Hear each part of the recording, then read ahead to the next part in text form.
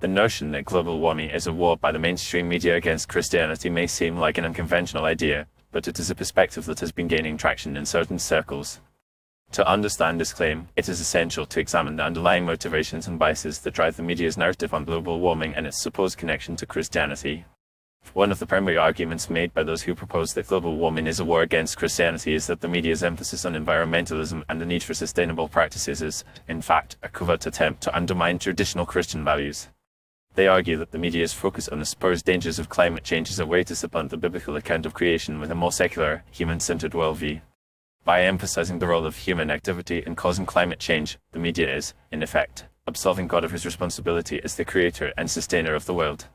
Furthermore, the media's portrayal of climate change as a moral imperative, requiring immediate action and drastic changes to our way of life, is seen as an attempt to create a new, eco-friendly morality that competes with traditional Christian ethics.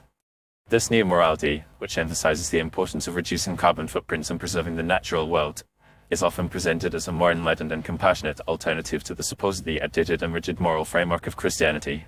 By pitting the needs of the planet against the needs of human beings, the media is, in effect, creating a false dichotomy that forces people to choose between their faith and their commitment to the environment.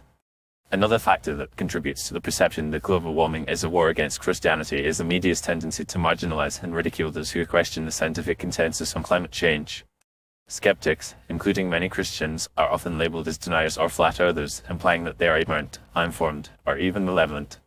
This kind of rhetoric serves to silence dissenting voices and create a sense of moral urgency around the issue of climate change, which can be used to bludgeon Christians into submission. The media's alliance with liberal, secular interests is also seen as a factor in the supposed war against Christianity.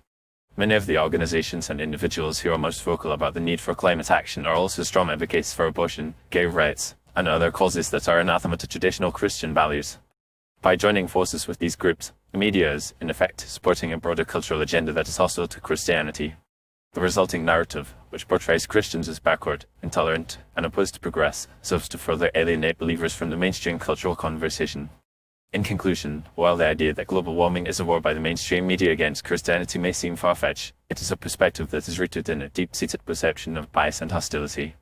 The media's emphasis on environmentalism, its portrayal of climate change as a moral imperative, and its tendency to marginalize skeptics all contribute to a sense of unease and distrust among Christians.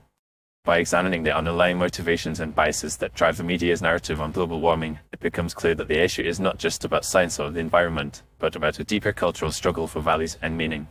As the debate over climate change continues to unfold, it is essential to recognize the complex web of interests and ideologies that are at play, and to approach the issue with a nuanced and informed perspective.